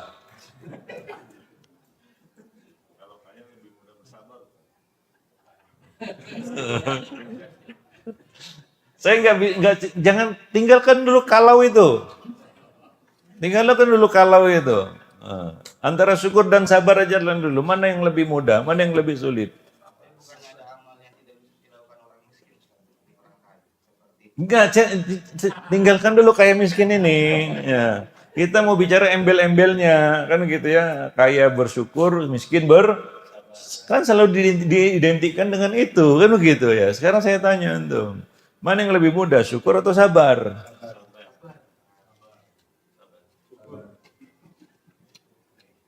Sekali lagi, mana yang lebih sulit, syukur atau sabar?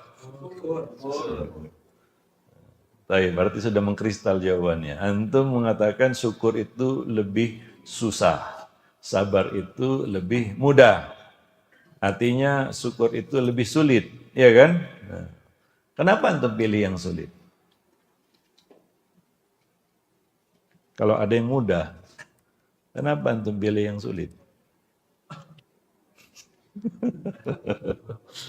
Normalnya kalau antum dikasih kerjaan, ya kan? Dikasih kerjaan ini, dapat gaji. Ya satu kerjanya sulit, yang satu mudah. Antum pilih yang mana?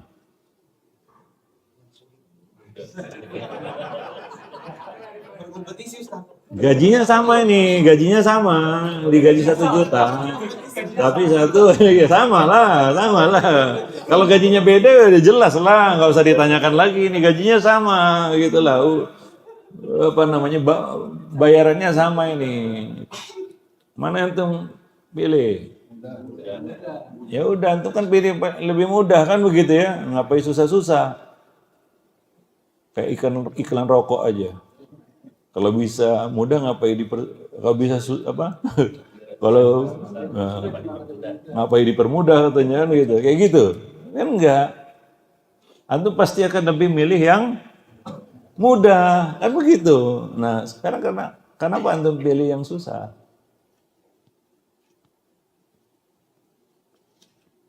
Kenapa? Apa alasannya? Antum pilih yang susah. Sekali lagi, kaya yang bersyukur atau miskin yang bersabar? Saya tahu itu konflik pasti. Baik, benar jawaban antum bahwa lebih mudah bersabar daripada bersyukur. Iya. Lebih mudah bersabar daripada bersyukur, Pak. Makanya kalau sabar itu ada istilahnya sabarnya terlambat. Ada nggak? Telat sabar. Iya, sabarnya telat gitu ya. Itu kata Nabi kan, orang yang nangis-nangis. Wanita yang kehilangan anaknya itu, nangis-nangis dia disuruh sabar, nggak mau dia kan gitu ya. Nah, ketika tersadar dia, oh ya, sabarnya terlambat kan gitu ya. Tapi sabar juga dia, tapi telat. Iya kan? Nah, itu identik padanan katanya sabar itu telat bersabar. Kalau syukur apa padanan katanya? Telat. Enggak, apa? Lupa. Kalau syukur itu lupa, kalau sabar itu telat. Jadi lebih mudah bersabar. Ada hadisnya, ada. Itu hadis 3 orang yang diuji Allah dengan sakit dan miskin. Dia diuji, 3 orang ini diuji dengan sakit dan miskin. Udah penyakitan, miskin lagi, Pak. Seperti itu masuk rumah sakit. Iya kan? Sakit. Udah itu miskin, nggak punya duit. Terpaksa harus pakai BPJS. Bukan mandiri. Itu dicuekin, Pak. Ya kan? Nah, tapi kalau kaya bisa masuk apa kemana-mana, bisa ke Singapura kan gitu ya. Nah, memang seperti itu. 3 orang ini diuji dengan miskin dan sakit. Kemudian Nabi berkata, fa'aradallahu ayyabtaliyahum. Kemudian Allah ingin menguji mereka. Ujian apa lagi? Sakit dan miskin itu kan sudah ujian, betul nggak? Betul nggak? Sakit dan miskin itu sudah ujian. Kalau antum pernah miskin dan sakit, pernah miskin, pernah sakit, sakit lah, pernah ya? Ujian nggak? Ujian. Tapi dalam hadis itu Nabi berkata, Allah ingin menguji mereka. Pertanyaannya, ujian apa lagi? Itu kan sudah ujian. Pasti ujian yang akan diberikan ujian yang lebih berat. Apa yang Allah lakukan terhadap 3 orang ini? Iya, dikasih sehat dan kaya. Waktu dikasih miskin dan sakit, lulus 3 orang ini. Lulus, sabar mereka. Ya, nah, sabar mereka dengan kondisinya, miskin dan sakit, Pak. Tapi ini ujiannya akan dinaikkan lagi supaya naik kelas, ya kan? Nah, kalau naik kelas kan harus ikut ujian. Dikasih ujian yang lebih berat. Antum kelas 1 mau naik kelas 2, ujiannya TK? Enggak kan? Antum SD mau naik SMP, ujiannya TK? Enggak, ujiannya untuk masuk SMP kan begitu ya? Dikasih ujian yang lebih berat. Paham? Ya, dikasih ujian yang lebih berat. Apa ujiannya? Iya. Kali ini dia diuji dengan sehat dan kaya. Dikasih sehat. Dikasih harta. Pertanyaannya, kalau antum tahu hadis ini, sukses? 2 gagal. 1 sukses. Jadi persentasenya kalau 100%, orang-orang yang diuji dengan kekayaan itu rata-rata 60% gagal. Hanya sedikit yang lulus. Kenapa? Karena ujian kaya dan sehat itu ternyata lebih berat. Kaya itu ujiannya lebih berat daripada miskin.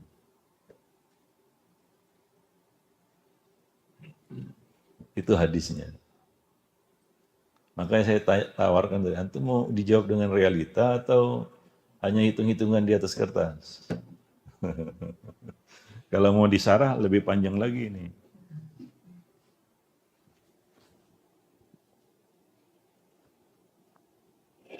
Ngerti? Iya. Sekarang pilih mana?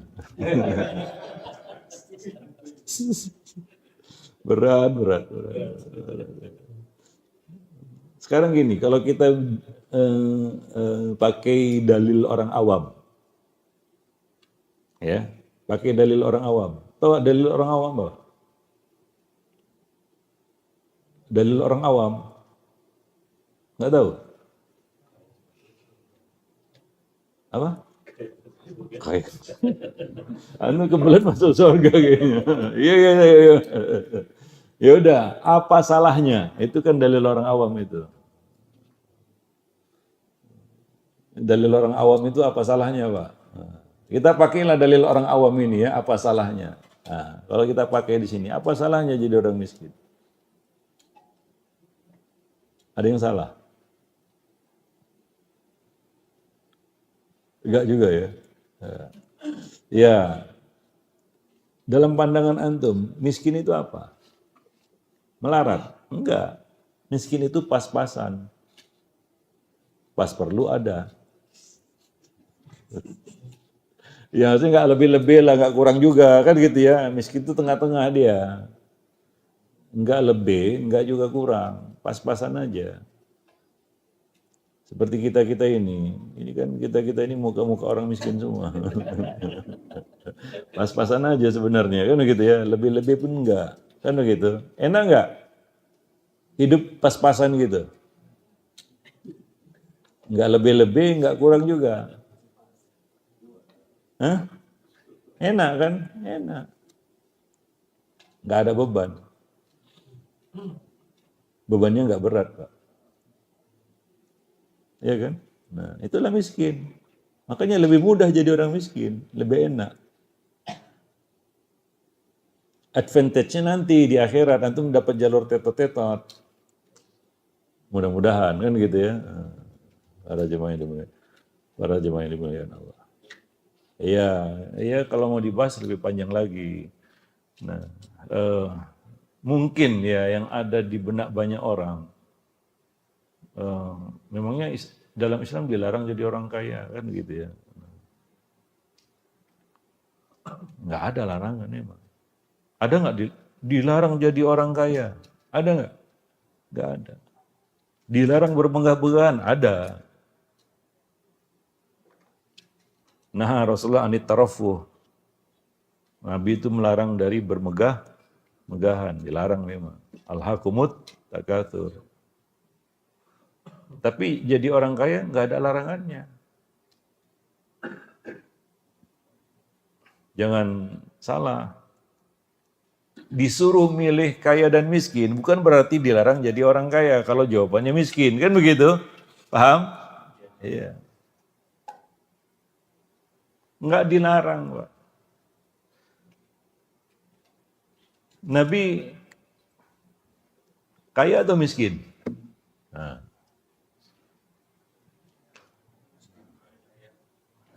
Nabi kaya atau miskin? Miskin atau kaya? Susah antum jawabnya. Nabi itu miskin atau kaya? Miskin dan kaya.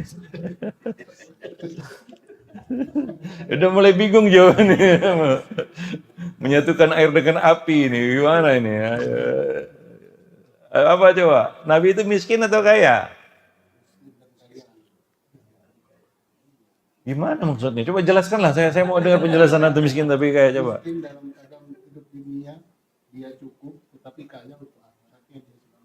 Saya nggak cerita akhirat. Jangan cerita akhirat dulu ini.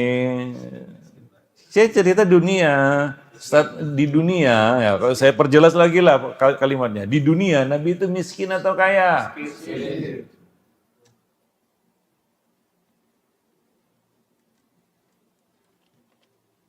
Sekali lagi, di dunia Nabi itu miskin atau kaya? Miskin.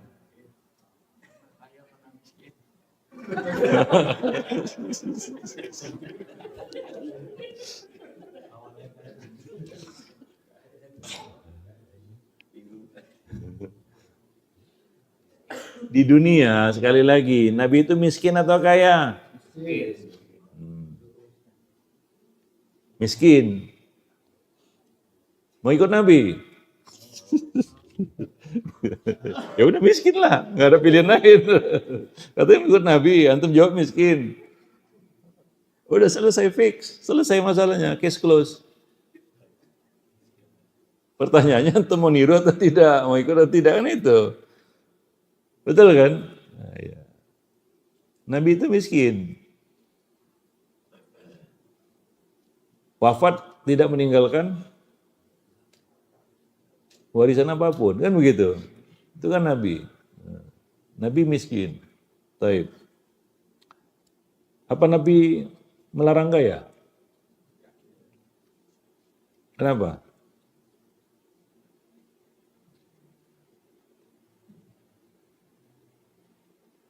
Nabi nggak ngelarang kaya. Kenapa?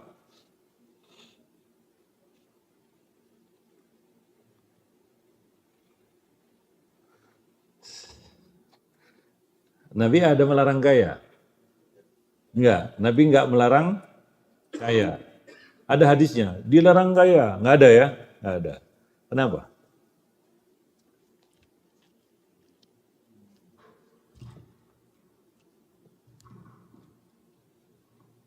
Ngaji sama saya harus berpikir. Kalau bengong, antum cari hiburan kemari.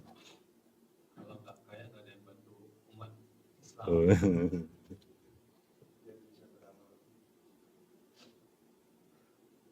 Nabi tidak melarang kaya, kenapa? Yang logis jawabannya ya. Ada level syukur. Nabi tidak melarang kaya, kenapa? Berarti nggak ada dalilnya bahwa ada hadis dilarang kaya, nggak ada. Dan Nabi tidak pernah melarang kaya, kenapa? Jawabannya yang logis ya.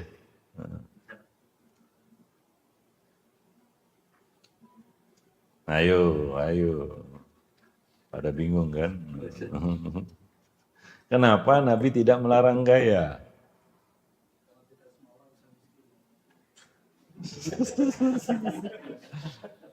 Atau tidak semua orang mau miskin? Tidak semua orang mau miskin.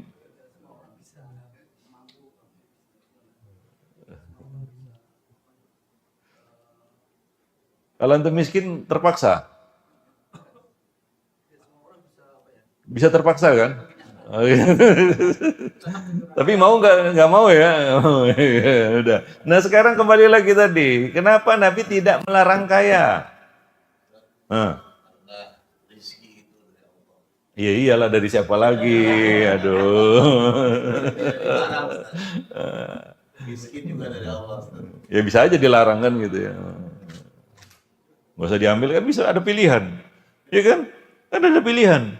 Kalau saya nggak ngambil, rezeki dari Allah. Kalau saya nggak ngambil,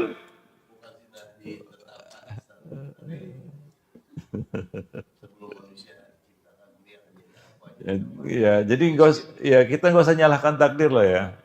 Tinggalkan lu takdir gitu. Nanti salah lagi takdirnya. Ya Pak. Karena fitrah manusia ingin kaya. Fitrah. Oh bicara fitrah ini. Agak rumit nih kalau bicara fitrah. Harus ada surveinya itu Pak. Harus ada surveinya itu. Bahwa itu dikembalikan kepada fitrah. Ayo. Karena obat Nabi Muhammad akan dicoba dengan harta.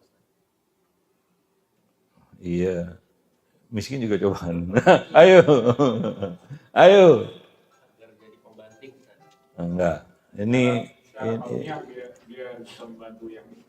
Ini gongnya ini. Ayo.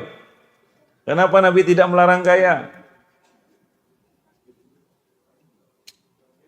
Ini gongnya ini sebelum saya tutup ini. Udah mau jam 7 ini. Antum buat saya esmosi. Bukan emosi ya, esmosi. Ayo.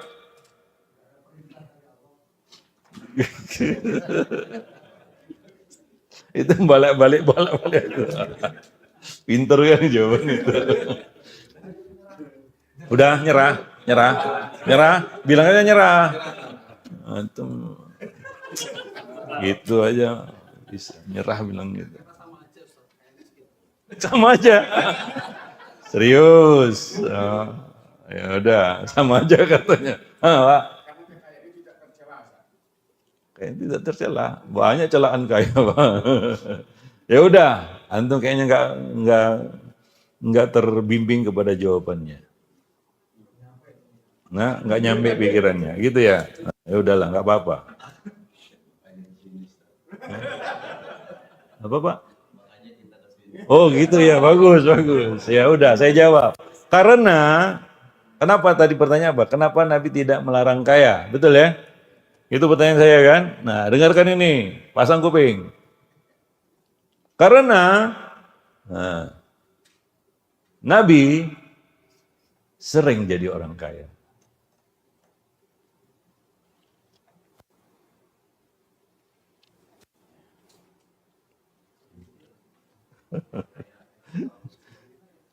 Nabi sering jadi orang kaya. Nggak tahu.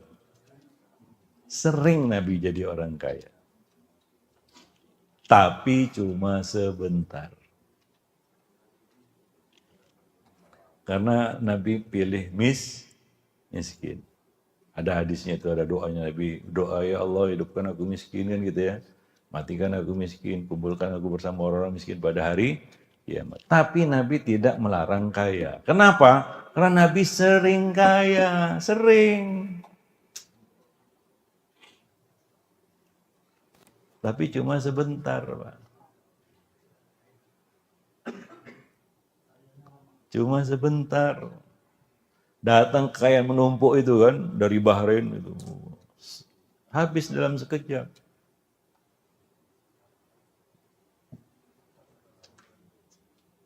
Dibagi-bagikan. Habis sekejap. Miskin lagi kan itu Jamilah, jatuh miskin lagi. Nah, itu bagian yang paling berat. Kalau antum sudah kaya. Kalau tujuannya kaya, berat. Kalau tujuannya miskin, mudah.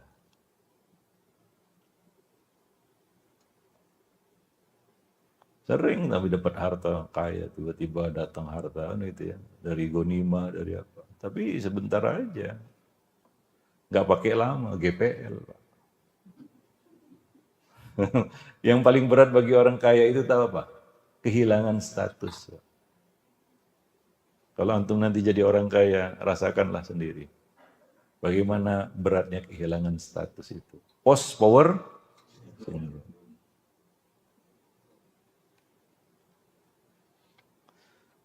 Ternyata kaya bersyukur itu tidak semudah yang diucapkan.